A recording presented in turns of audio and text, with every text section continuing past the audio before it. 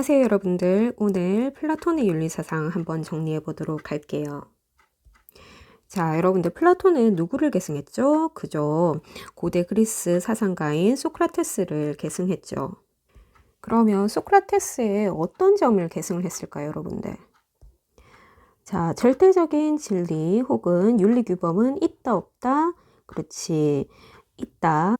그리고 그러한 절대적인 진리와 윤리규범은 무엇을 통해서? 그렇지, 모든 인간이 가지고 있는 이 이성을 통해서 인식 가능하다라고 보는 거죠. 그리고 이러한 이성을 통해서 절대적인 진리를, 절대적인 윤리규범을 인식하면, 즉 알면, 이성을 통해서 그런 진리를 인식하고 알면 덕을 행한다라고 보았죠. 그리고 이렇게 사는 것이 어떤 삶? 맞아요. 이렇게 이성을 통해서 진리와 혹은 그 다음에 윤리규범을 알면 덕을 행하고 이렇게 사는 것이 행복한 삶이라고 본 것이죠. 그죠? 이런 점들을 점들이 플라톤이 소크라테스를 계승한 주요한 핵심적인 내용이라고 볼 수가 있겠어요. 그 다음에 소크라테스가 또 강조한 점이 뭡니까? 무엇을 돌보라? 무엇을 성찰하라? 그렇지. 맞아. 영혼을 강조를 했죠. 그죠? 그래서 조금 이따가 얘기하겠지만 플라톤은 이런 영혼에 대해서 조금 더 소크라테스보다 구체적으로 얘기를 했습니다. 그런 점들 한번 정리를 해서 같이 정리를 한번 해볼게요. 자, 내용을 세계관, 그의 세계관, 그 다음에 영혼, 그 다음에 덕, 그리고 국가에 대한 플라톤의 입장 이렇게 네 가지로 한번 정리해서 한번 해볼게요. 우선 플라톤은 세상은 두 개가 있다라고 봤습니다. 이러한 세계관을 뭐라고 하냐면 이원론적 세계관이라고 합니다. 말 그대로 세상은 이원론, 두 가지가 있다라는 건데 마치 이런 거죠. 이렇게 현상계와 이데아계 이렇게 두 가지로 구분을 합니다. 그러면 현상계가 뭐냐면 우리가 지금 눈에 보이고 우리가 살고 있는 이렇게 현실 세계를 뜻하고 이데아 세계는 그렇지 이상 세계를 뜻합니다. 자, 그러면 여러분들 플라톤이 생각하는 진짜 세계는 이런 현상계일까 이데아 세계일까? 플라톤은 우리가 살고 있는 이 현실 세계가 진짜 세계가 아니라 진짜 세계는 이 이데아 세계를 진짜 세계라고 보았습니다. 즉 이데아 세계가 진짜 세계고 즉 참된 모습을 뜻하고 현상계는 이런 이데아 세계를 모방한 그런 세계라고 얘기를 했습니다. 즉 이데아 세계가 진짜고 이것을 모방한 것 그게 현상계, 그 현실 세계라고 본 것이죠. 자, 여러분들 모조품 알죠? 그죠? 우리가 쉽게 얘기해서 현상계는 이데아 세계의 짝퉁이다라고 보면 됩니다. 짝퉁. 그러면 이데아 세계는 뭐다? 이데아 세계는 진품인 거죠. 그죠? 진품이고, 리얼리티. 그렇죠. 이게 찐인 거야, 찐. 이데아 세계가 진짜고 우리가 살고 있는 감각과 경험을 통해서 알 수 있는 이 현상 세계는 모방이라는 거죠. 이데아 세계의 모방이라는 거죠. 그래서 현상계가 이데아 세계를 모방한 것이다 라고 표현을 하고 이데아 세계는 뭐가 있다? 그렇지. 이데아 세계는 굉장히 무수히 많은 이데아가 있습니다. 이데아. 자, 이데아가 뭐냐면 이데아는 지금 현상계에 살고 있는 개별적인 존재들 있지. 그 존재들의 본 모습, 참된 모습. 자, 참된 모습을 두 글자로 뭐라고 할까? 맞아요. 원형이라고 합니다. 그 다음에 이것을 실제라고, 참된 실제라고도 표현을 해요. 혹은 완전한 진리를 뜻할 때도 이데아라는 말을 씁니다. 그러면 이러한 진리, 완전한 진리이자 원형이자 참된 실제는 무엇을 통해서 인식할 수 있을까? 맞아. 이성을 통해서 인식할 수 있다고 봤습니다. 이것도 소크라테스를 개성을 해서 보편적, 절대적 진리관을 엿볼 수 있는 그런 대목이죠. 이런 이데아, 즉 절대적이고 보편적이고 영원한 진리는 존재하고 그것을 무엇을 통해서 인식할 수 있다? 그렇지. 감각과 경험이 아니라 이성을 통해서 인식할 수 있다는 점이죠. 그죠? 그런 반면에 현상계에 있는 개별 사물들이나 존재들이나 현상들은 감각과 경험을 통해서 인식 가능하고, 그다음에 현상계 자체가 무엇을 모방해서 만들어진 거야? 그렇지. 이데아계를 모방한 것이잖아. 그렇기 때문에 완전해, 불완전해. 그렇지. 모든 것은 다 불완전한 것이라고 볼 수가 있겠죠. 그에 반면에 이데아 세계는 완전한 세계로 보았습니다. 그리고 이러한 이데아 세계는 무수히 많은 이데아가 있다라고 했잖아요. 그죠? 그러면 이런 이데아 중에서도 최고의 이데아를 뭐라고 얘기하냐면, 이데아 중에서도 가장 중요한 이데아, 최고의 이데아를 바로 선의 이데아라고 했습니다. 이 선의 이데아를 우리가 살고 있는 현상계에 무엇에 비유를 했냐면 바로 태양에 비유를 합니다. 우리가 살고 있는 세상에서 가장 중요한 것이 뭡니까? 그렇지. 바로 태양이지. 지구도 태양 때문에 생겨난 것이잖아. 그지? 그래서, 플라톤 같은 경우에는 이데아 세계에서 우리가 살고 있는 태양과 같은 역할을 하는 것이 있는데, 그게 바로 이데아 중에 이데아, 선의 이데아다라고 얘기를 합니다. 우리도 태양이 있었기 때문에 존재할 수 있고, 우리가 보여질 수 있는 거잖아. 그죠? 그런 역할을 바로 선의 이데아가 한다라는 거지. 개별 이데아가 이데아이게끔 존재할 수 있게 해주는 그 근원적인 이데아가 바로 선의 이데아다라고 했다는 거 여러분들 기억을 하고요. 현상계에 존재하는 모든 존재와 현상들은 다 이데아 세계에 있는 개별 이데아들의 모방이다라고 얘기를 하는 겁니다. 그러면 여기에 있는 현상계 여기 있는 이런 것들은 다 뭐다? 그래서 이데아계의 그런 이러한 개별적인 이데아들의 모방이다라고 할 수가 있겠죠. 자, 얘들아, 여러분들 예전에 영화에 아바타라는 영화가 있었어요. 그죠? 아바타는 그렇지, 진짜 존재가 따로 있고 그 다음에 가상세계에서 그렇게 이렇게 같이 싸우고 이렇게 같이 존재하는 그런 가상의 세계에 존재하는 그런 아바타들이 또 따로 존재하잖아. 그치? 그러면 아바타는 어디에 있을까? 그렇지. 진짜는 여기 있고 아바타는 여기 있다라는 거야. 만약에 개별 존재가 만약에 송혜교라고 한다면 우리가 보여지는 그런 송혜교는 진짜 송혜교가 아니라 여기 이데아에 있는 진짜 송혜교의 아바타라고 할 수가 있겠지. 그지? 사람들뿐만 아니라 만약에 여기에 삼각형이 있다라고 하면은 우리 눈에서 우리 현실 세계에서 우리가 그릴 수 있는 삼각형은 오로지 다 뭐다? 이데아 세계에 있는 진짜 삼각형의 모형이다라고 표현을 하는 거죠.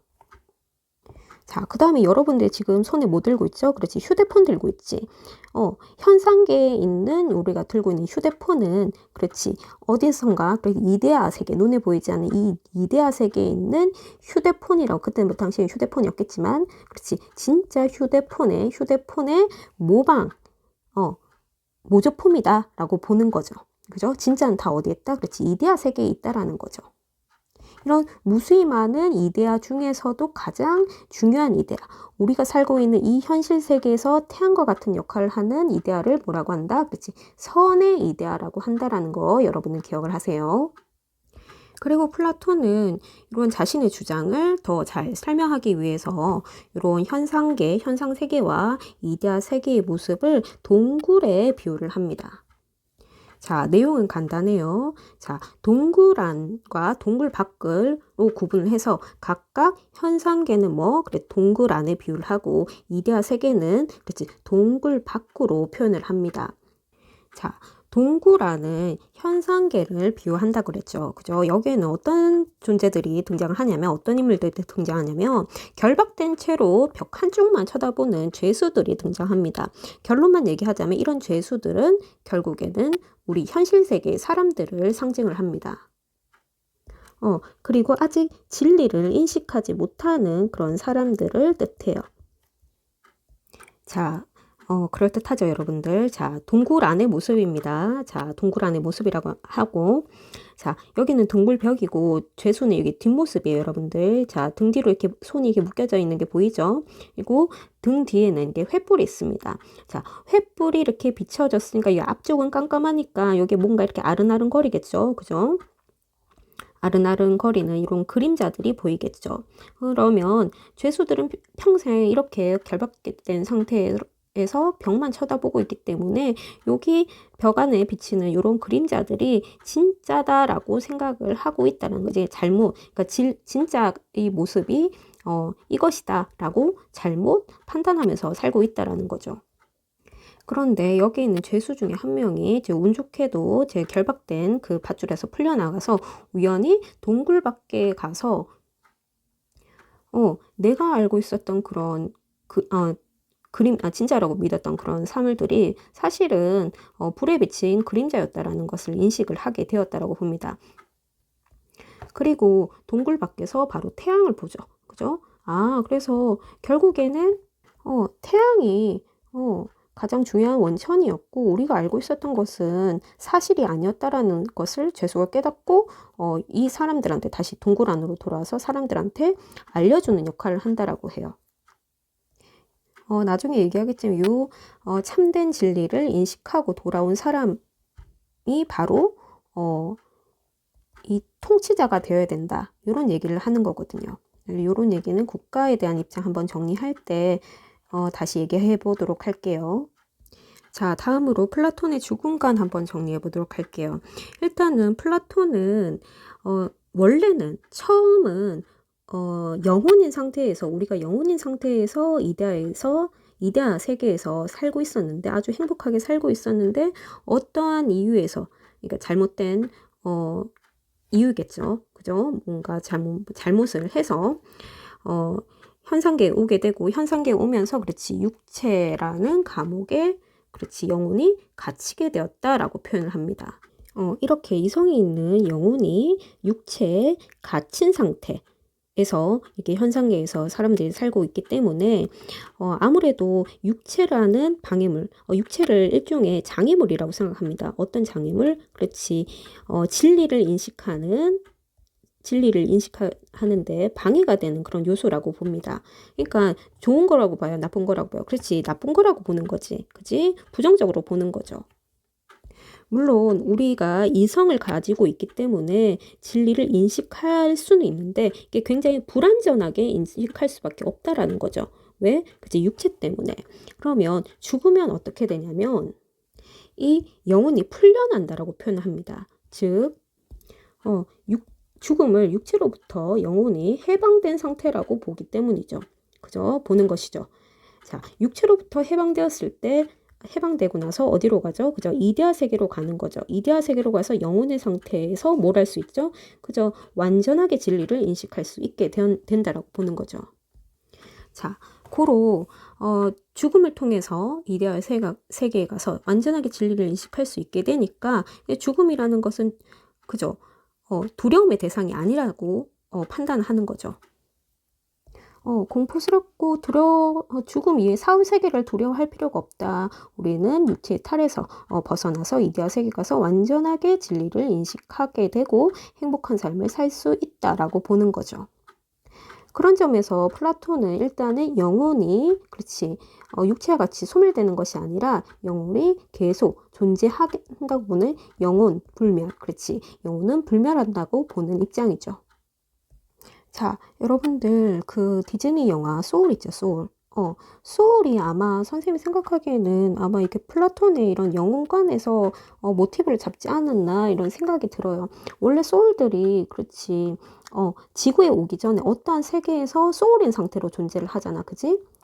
소울인 상태로 존재하다가 그렇지 우리 지구로 오게 되는 그런 상황을 영화했는데 마찬가지로 플라톤은 우리가 원래 여기에서 태어난 것이 아니라 영혼의 상태로 원래 이데아 세계에 있었는데 어떠한 이유로 현상계에서 육체라는 감옥에 이렇게 쌓여서 살게 되었고 죽고 나서는 이데아 세계로 돌아간다라고 하는 거죠.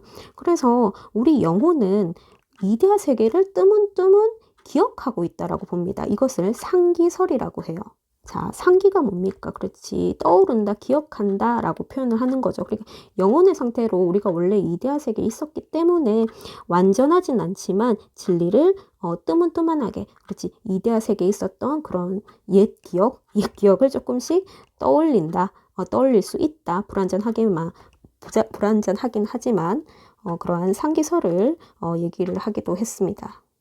자, 이렇게 정리하자면 세상은 두 개다. 이원론적 세계고 진짜 세계, 가짜 세계가 있는데 우리가 살고 있는 감각의 경험을 통해서 파악할 수 있는 현상계는 불완전하고 모방의 세계다. 무엇을 모방했을까? 그렇지. 이데아 세계를 모방을 했다라는 거죠. 이데아 세계의 세계는 왜 이데아 세계? 그렇지. 이데아들이 사니까, 존재하니까 이데아 세계야. 굉장히 많은 무수한 이데아 중에서도 가장 최고의 이데아를 뭐라고 한다? 그렇지. 선의 이데아라고 한다라고 했죠. 선의 이데아. 그렇지. 우리가 살고 있는 이 세상에서 어떤 역할을 하는, 그렇지. 이데아다. 그렇지. 태양의 역할을 한다라고 했죠. 그죠? 그래서 이데아는 참된 실제라 그래서, 그렇지. 원형이다라고도 잘 표현한다라는 거 여러분들 기억을 하세요.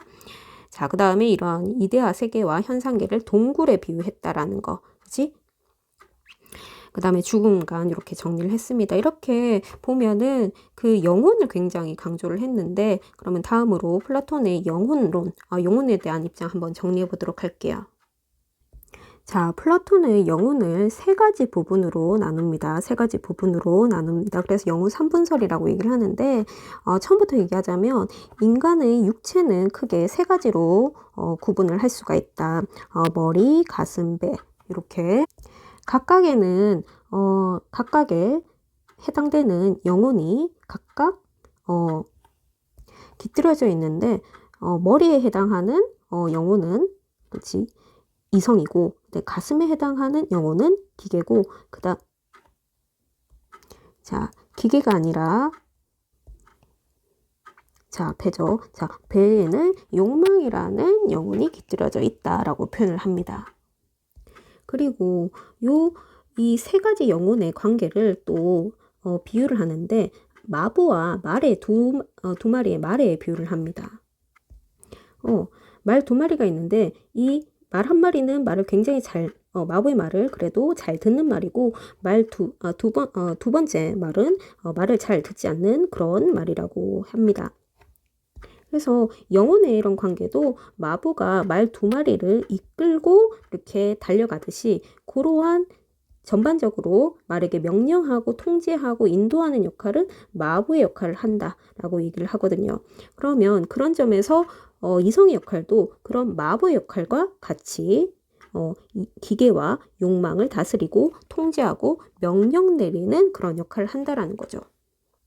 조금 더 구체적으로 정의를 내리자면, 자, 이성이라는 영혼은 일단 유익함을, 그렇지, 영혼의 유익함, 그죠? 조음을 인식하고 헤아리는 그런 역할을 합니다. 그러니까 각 부분이 해야 될 역할과 그다음에 전체에게 유익한 것이 무엇인지 알고 헤아리고 계산하는 그런 역할을 한다라는 거죠. 그래서 플라톤은 이런 이성을 지혜를 사랑하는 부분이다 라고 표현을 합니다. 소크라테스와 마찬가지로 결국에는 우리가 이성을 통해서 진리, 절대적인 진리, 보편적인 진리를 인식할 수 있잖아.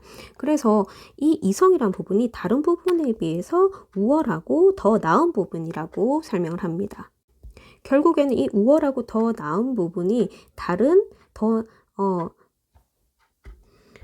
못한 부분을 이끌고, 그 다음에 그 부분이 유익함이 무엇인지 잘 이끌고 통제하고 명령 내리고 지배하는 인도하는 그런 역할을 하는 부분이라고 여기는 거죠. 그래서 아까 전에 마차에 비유했을 때 이성이 어떤 역할을 해야 된다? 그렇지. 마부의 역할을 한다 그랬잖아요. 그죠? 마부의 역할을 한다. 그런데 그렇다고 해서 못한 부분을 막 못살게 굴거나 막 괴롭히거나 하는 게 아니라 그 부분이 더 나은 방향으로 갈 수 있도록 인도하는 역할. 그렇지. 결국에는 이성기계 욕망이 가까이 갖춰야 될 덕이 있다라고 얘기하는 그 덕을 발휘할 수 있도록 인도해주는 역할을 바로 이성이 한다라는 점이죠. 이런 점에서 이성을 강조하는 것이죠.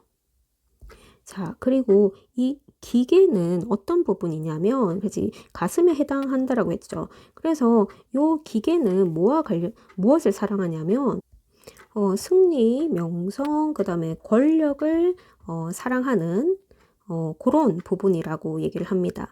아까 전에 말 두 마리가 있다고 그랬죠. 마차에 비유했을 때. 그 말 두 마리 중에서 이성의 명령에 잘 따르는, 말 잘 듣는 그런 착한 말을 기계라고 상징했다는 점 여러분들 잘 기억을 하면 좋을 것 같아요. 그리고 마지막으로 욕망이라는 영혼의 파트는 이익 혹은 돈을 사랑하는 그런 부분이라고 표현합니다. 그리고 쾌락을 쫓는 부분이라고 여기죠. 그래서 다른 부분과 달리 아까 마차 비유했을 때 약간 말을 잘 안 듣는 말을 그렇지 이 욕망에 비유를 했습니다. 자, 여기서 중요한 거는 플라톤은 사람들마다 이성이 강한 사람이 있고 기계가 강한 사람이 있고 욕망이 강한 사람이다 라고 표현했습니다. 그러니까 각각 사람들마다 타고난 선천적인 성향이 모두 다 다르다 라고 표현을 한 것이죠.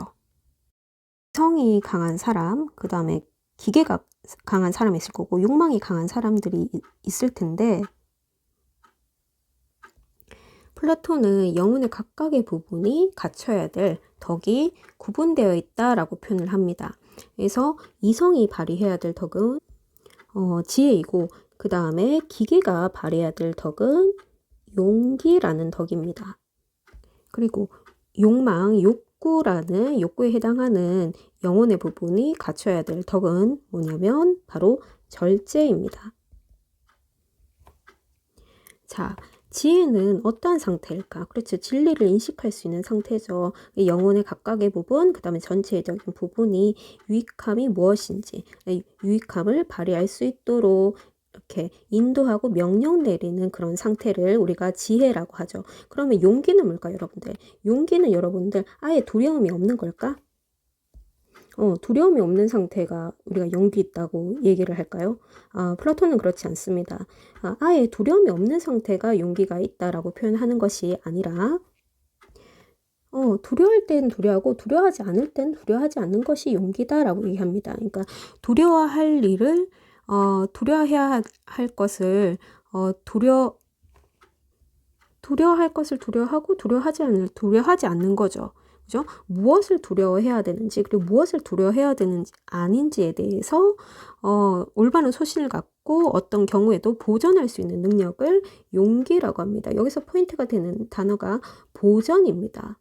보전은 온전히 보존한다. 어떤 경우에도 그러한 소신을 지켜낸다라는 그런 뜻이죠. 그러니까 용기라는 것이 항상 두려움이 아예 없는 상태가 아니라 두려워할 일은 두려워하고 두려워하지 않을 일은 두려워하지 않는 일, 그 구분을 잘 지켜내는 것을 용기라고 한다는 거죠. 예를 들어서 우리가 소방관인데 예를 들어서 아예 두려움이 없으면 생명을 위협하잖아. 그지?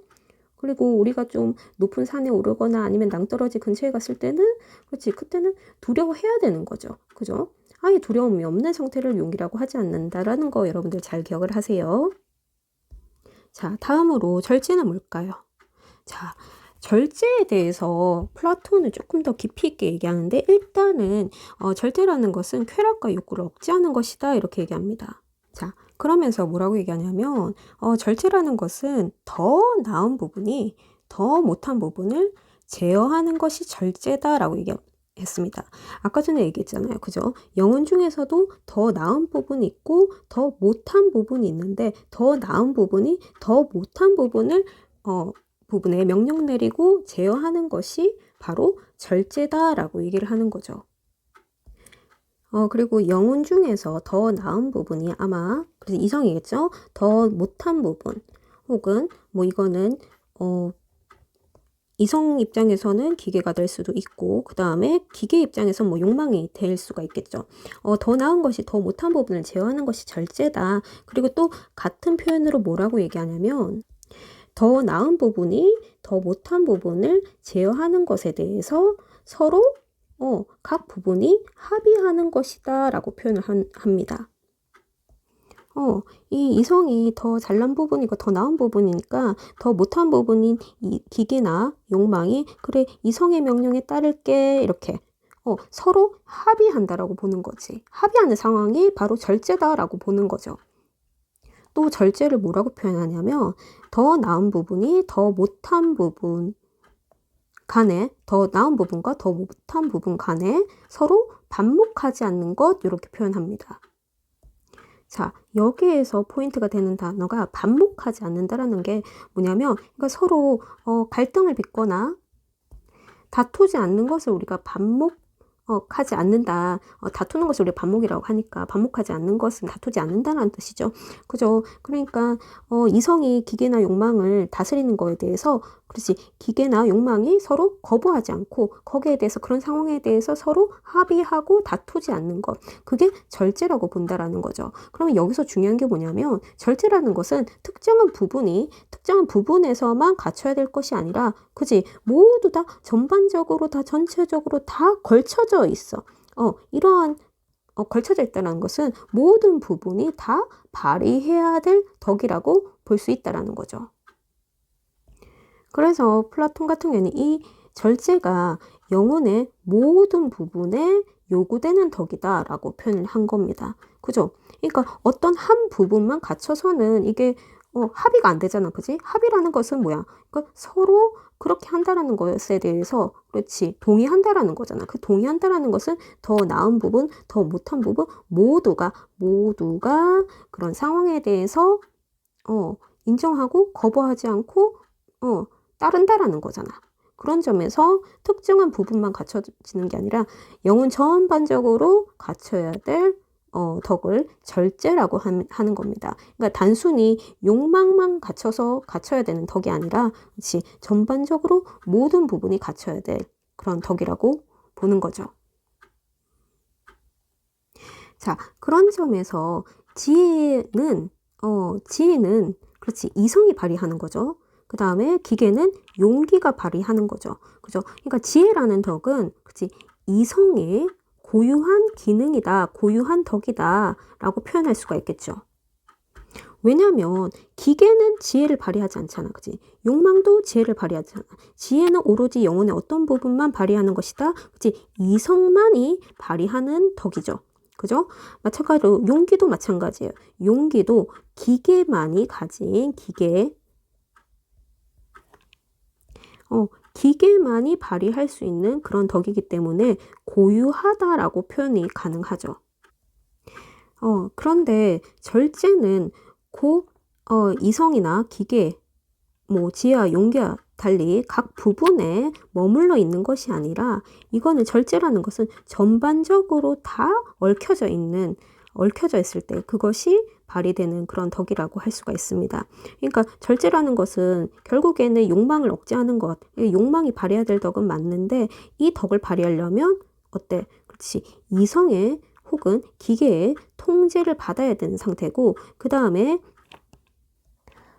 이성은 기계나 욕망을 통제할 때, 그 다음에 기계는 이성의 명령을 받거나 욕망을 통제할 때, 근데 욕망은 이성 혹은 기계의 컨트롤을 받을 때 발휘해야 될 덕이기 때문에, 이 절제라는 덕은 어떤 한 부분만 갖춰야 되는 덕이 아니라 영혼의 전반적으로 전체적인 부분에게 요구되는 그런 덕이라고 할 수가 있겠죠.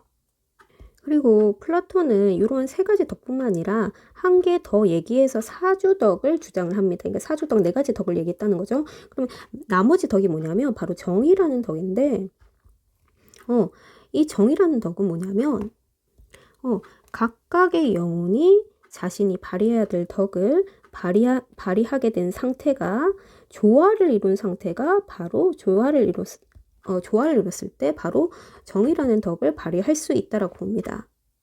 그러려면 어떻게 해야 돼? 이성의 명령을 받아서, 그치? 이성은 일단은 지혜를 발휘해야 되고, 그 다음에 각각의 부분과 전체의 부분이 해야 될 일, 그죠?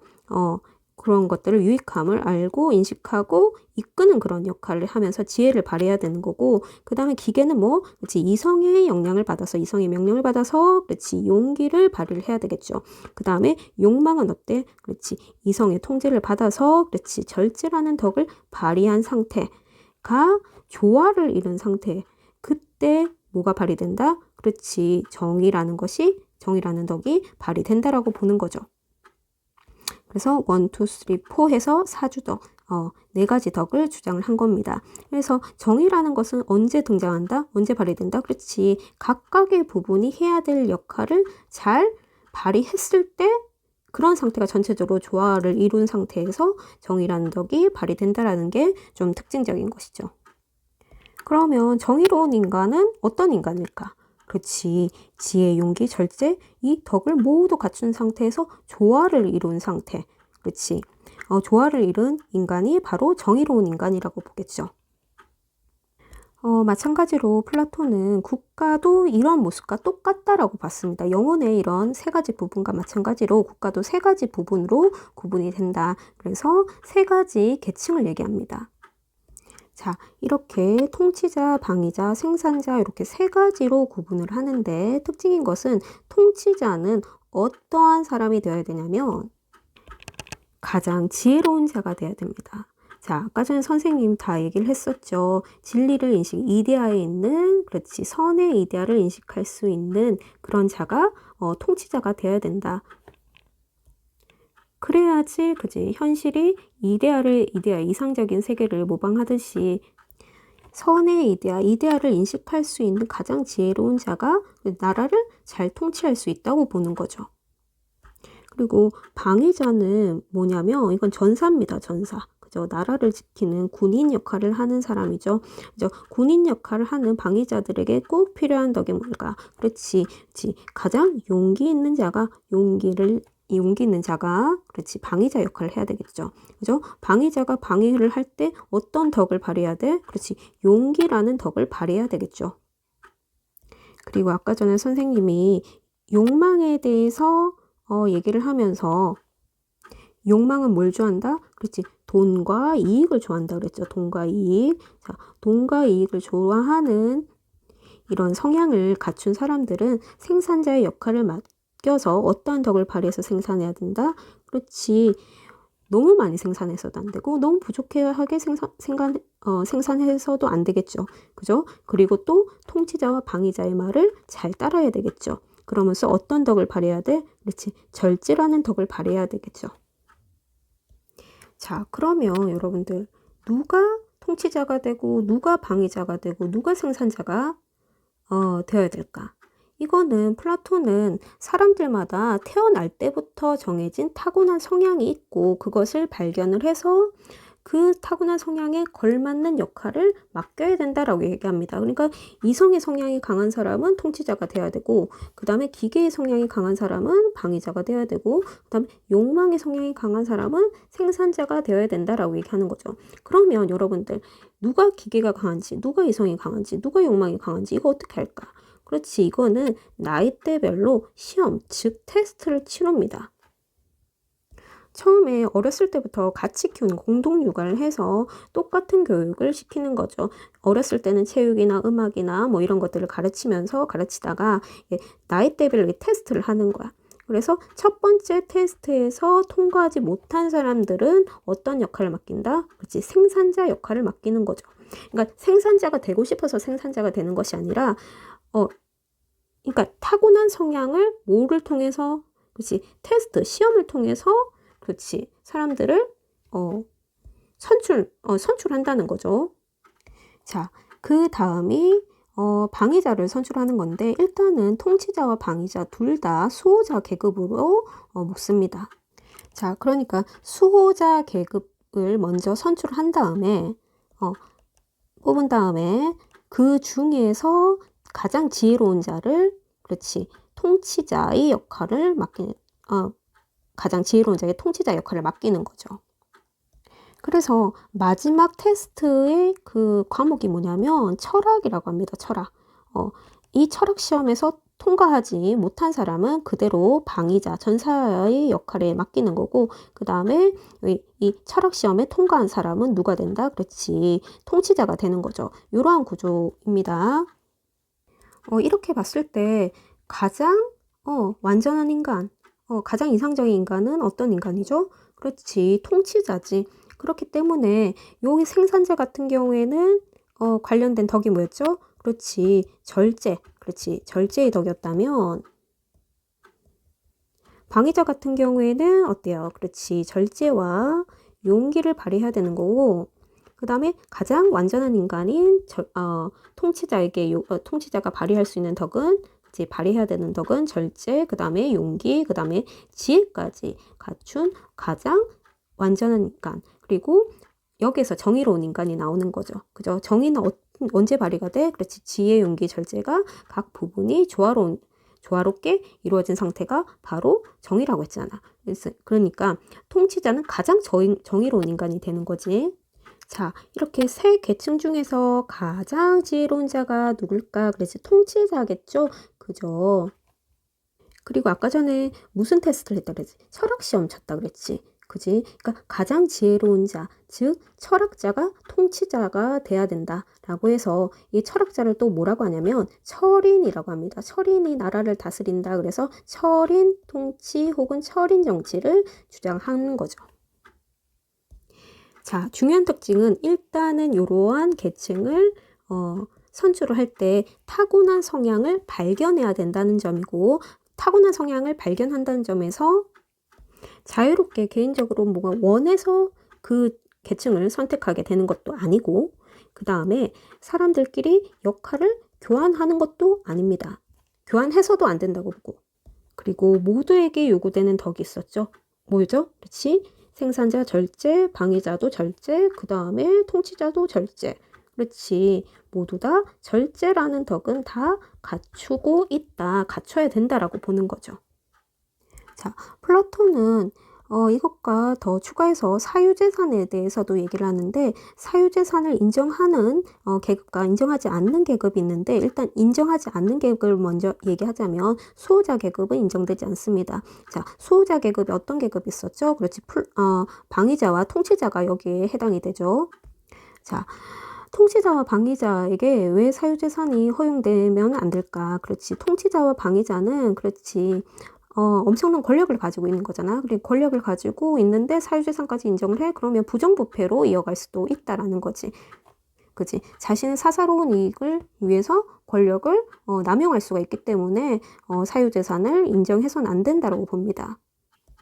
반면에 요 생산자 같은 경우에는 사유재산을 인정을 합니다. 그러니까 생산자 같은 경우에는 국가의 권력에 그래도 큰 영향을 미치는 그런 통치자, 수호자 계급이 아니기 때문에 허용을 하는 거죠. 자, 그리고 지덕복 합일설, 그렇지. 누가 주장했나요? 그치. 소크라테스를 계승을 했죠. 그래서 소크라테스의 이런 지덕복 합일설의 그런 사상을 계승을 해서 이성을 통해서 진리를 인식하고 이성이 갖추고 있는 이성이 덕을 발휘한 상태가, 그렇지, 덕을 발휘하는 그런 삶이 행복한 삶이다 라고 얘기를 하면서 여기서 추가해서 어떤 얘기까지 하는 거예요. 그렇죠. 각 부분이 자기의 역할 한 개만, 그렇지, 역할 한 개만 충실하면서, 이게 뭐 영혼이든 아니면 국가에서 봤을 때 각 계층이든 각 한 개의 역할에만 충실하면서 그게 전체적으로 조화를 이루는 상태. 이게 정의로운 것이고, 이렇게 사는 사람이, 이렇게 살 수 있는 사람이 가장 행복한 사람이다. 행복한 삶을 사는 것이다 라고 주장을 했습니다. 자, 그리고 마지막으로 정리하자면 이렇게 계급이 구분되어 있죠. 그죠? 정치는 누구만 할 수 있습니까? 그렇지. 소수의 통치자만 할 수가 있겠죠. 그러면 플라톤 같은 경우에는 민주정에 대해서 찬성하는 걸까? 반대하는 걸까? 그렇지. 민주정을 반대하는 거겠죠. 민주정을 반대하게 된 계기에는 그 소크라테스가 그래도 민주정의 정치, 그 하에서 그 재판을 통해 가지고 다수결에 의해서 무고한 그 사형에 처해진 요 계기가 플라톤의 그 민주정을 비판하게 된 하나의 가장 큰 계기가 되었다라고 얘기를 하는데, 기본적으로 통치는 그치 다수결이 아니라 다수의 사람들에 의한 것이 아니라 그렇지 소수의 철학자, 그렇지 가장 지혜로운 자만이 통치를 해야 된다라고 주장을 한다는 점에서 민주정을 반대하는 것까지 한번 정리해 봤습니다. 자, 그러면 오늘 플라톤의 윤리사상, 오늘 긴 시간 여기까지 정리한 내용들 좀 마무리를 하도록 하겠습니다. 이상입니다. 수고했습니다.